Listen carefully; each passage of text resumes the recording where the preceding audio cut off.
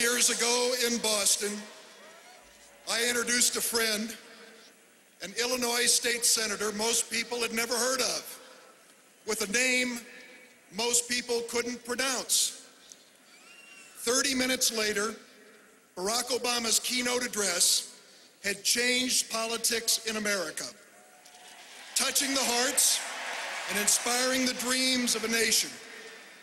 Tonight, Barack Obama will accept our nomination to be President of the United States of America.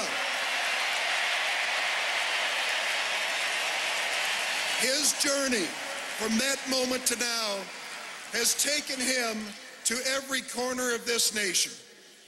Like another son of Illinois, he has spoken to a divided people about the better angels of our nature, to a country weary of the politics of division and deadlock.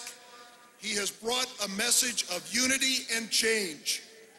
We know that Americans hunger for change. They want to believe that they still have a fighting chance in this land of opportunity. They are the millions of new voters, Democrats, Republicans, and independents who are stepping forward to be part of this historic campaign. We see it in the eyes of the young people who work night and day, eat cold pizza, sleep on the floor because they want to believe. We see it in the faces of gray-haired volunteers who just one more time in their lives want to believe again. This man, Barack Obama, has inspired America to believe that we can come together, meet the challenges of this new century, and rise up to a better place.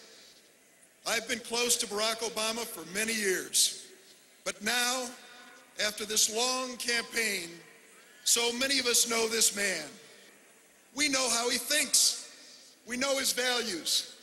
We know that Barack Obama's journey has never been far from the pain and struggles so many Americans face today, and that life has tested him and prepared him to lead this nation we all love. Barack Obama had the good judgment to know that we should not risk the lives of our brave soldiers in the wrong war. Barack Obama has the wisdom to know that we should never, never risk our freedoms and privacy to the overreaching hand of government.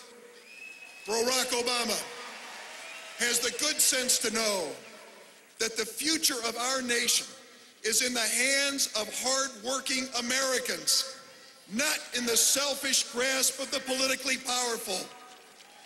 Barack Obama knows that America's best days are still to come. Tonight, after this convention ends and the lights of this great stadium go dark, will come the morning light and the dawning of a new day.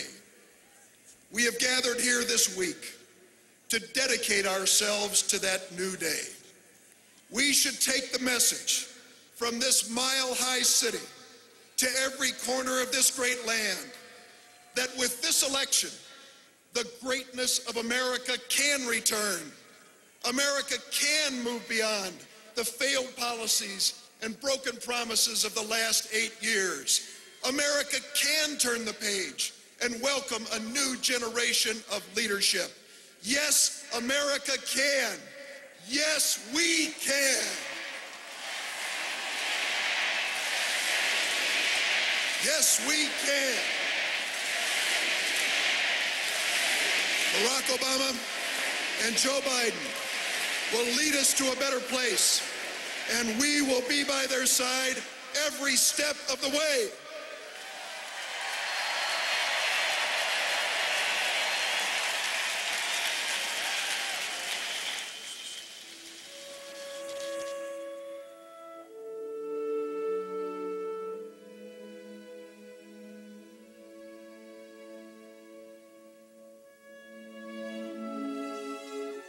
It is a promise we make to our children, that each of us can make what we want of our lives. It is this promise that has defined so many great Americans.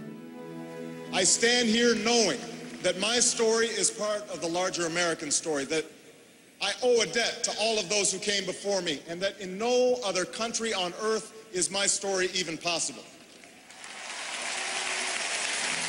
And it has defined him as well.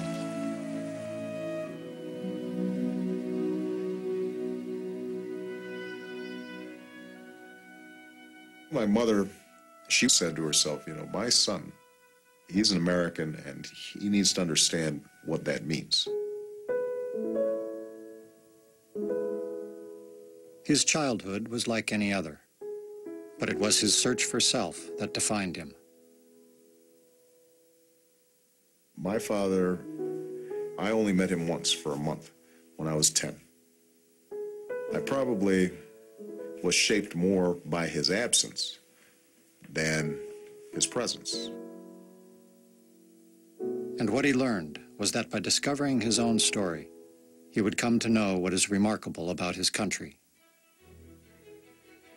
My grandparents, they grew up in Kansas, right in the center of the heartland. They were growing up during the Great Depression.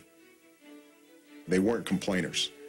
They took life as it came. They knew they had to work hard, even when difficult things happened. His grandfather fought in Patton's army. His grandmother worked on a bomber assembly line. But it was his mother who would see in him a promise and understood what she needed to do. She'd wake me up.